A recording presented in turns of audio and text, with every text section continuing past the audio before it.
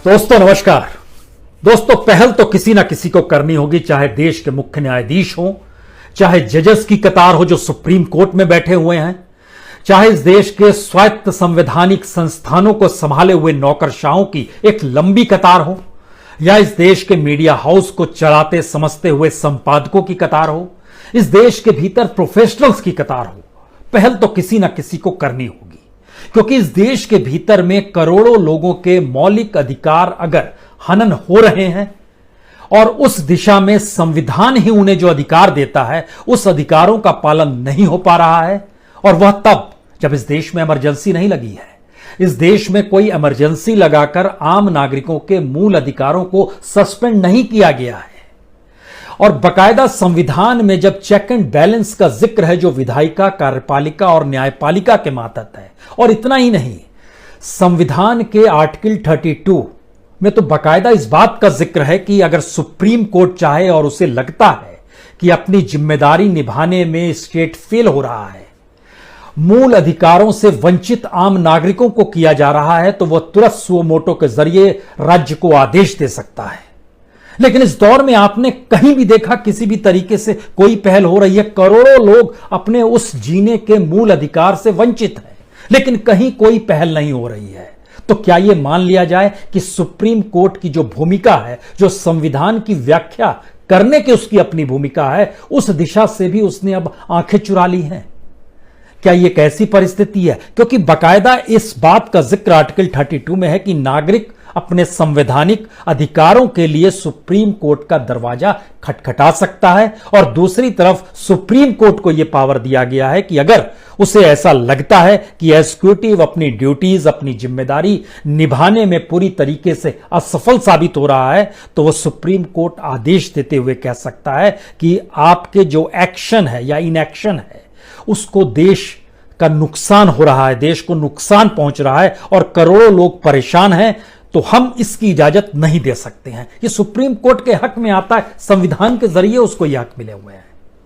लेकिन क्या धीरे धीरे आप महसूस कर रहे हैं कि एक ऐसी स्थिति आ गई है जिसमें जब आप टेलीविजन पर देखते हैं, टेलीविजन स्क्रीन पर दो पॉलिटिकल पार्टी के नेता आपस में झगड़ा कर रहे हैं, और लगता है जैसे वहीं पर या तो मामला सुलझा देना है उनको, या फिर जो भी निर्णय लिया जा चुका है उसको वो सही ठहराएंगे या गलत ठहराएंगे।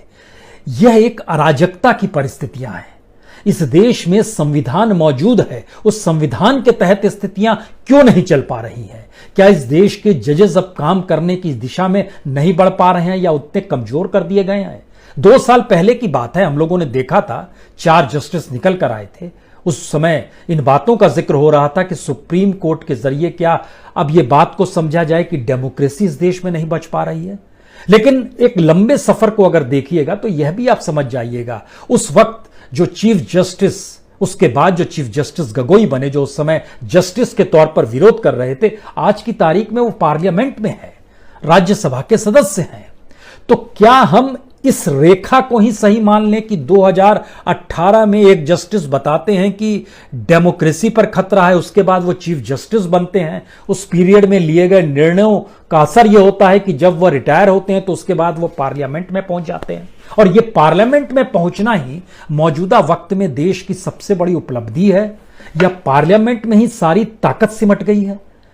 और बाकी संविधान का कोई मतलब नहीं है? क्या ऐसी स्थिति आ गई है? इसलिए इस स्थिति का जिक्र करने की जरूरत है, क्योंकि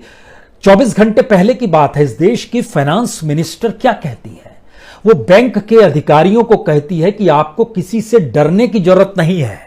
आप सीबीआई से नहीं डरें, आप सीवीसी से नहीं डरें, आप सीएजी से ना डरें। आपको जो लोन देना है लोन दीजिए, आपको लगता है आप ठीक व्यक्ति को लोन दे रहे हैं, दे दीजिए। यानी सीबीआई इससे पहले जो काम कर रही थी, क्या यह माना जाए गलत कर रही थी, या यह माना जाए कि जो सरकार सोचती है उसके रास्ते में कहीं रुकावट ना पैदा कर दे और बैंक अधिकारी डरे हुए हैं, या सीवीसी जिस रूप में करप्शन पे रोक लगाना चाहती है, या सीएजी जो डाटा बार बार देती है कि इस देश के भीतर में इतना गड़बड़ी हुई है। अगर याद कीजिए तो 2G भी सीएजी के जरिए ही निकल कर आया था, कोयला घोटाला भी सीएजी के जरिए ही निकल कर आया था। लेकिन फाइनेंस मिनिस्टर जब इस बात का जिक्र करे, आप इन 3 सी से मत घबराइए, सीबीआई से मत घबराइए, सीवीसी से मत घबराइए, सीएजी से मत घबराइए, और बैंक अधिकारियों को कह रही है कि किसी भी तरीके से लोन आप दे दीजिए। यानी चेक एंड बैलेंस कोई मैटर ही नहीं कर रहा है, सारे पावर्स पार्लियामेंट में है और पार्लियामेंट में जो सत्ताधारी हैं उनके पास है, और सत्ताधारी में जो मंत्री और सरकार चला रहे हैं उनके पास सारी चीजें सिमट कर रह गई हैं और कोई काउंटर करने की स्थिति में नहीं है। क्या यह स्थिति आ गई है? इस स्थिति के भीतर जब आप देखना शुरू कीजिएगा तो कुछ सच हमको लगता है समझना चाहिए अब, क्योंकि जिन बातों का जिक्र हो रहा है कि बैंक अब खुले तौर पर लोन उनको दे दें, किनको लोन दे दें, बैंकों के डॉक्यूमेंट्स कुछ बतलाते हैं, ये बेहद परेशान करने वाले डॉक्यूमेंट्स हैं, जिस बात की जानकारी देते हैं कि बैंक के ऊपर लगभग 14.6% एनपीए हो गया है, जो पब्लिक सेक्टर के बैंक है। और आपको जानकर हैरत होगी कि 2010 से 2019 तक तकरीबन 400 केसेस जो हैं कोऑपरेटिव बैंक से जुड़े हुए थे। और इन सब के बीच जो पंजाब एंड महाराष्ट्र बैंक जो दिवालिया हुआ और होते होते फिर यस बैंक तक बात आई, और एक लंबी कतार जो बैंकों के भीतर चल रही है, उसके भीतर का सच यह है कि एनपीए तकरीबन 8 लाख करोड़ का एनपीए 8 शहरों में केंद्रित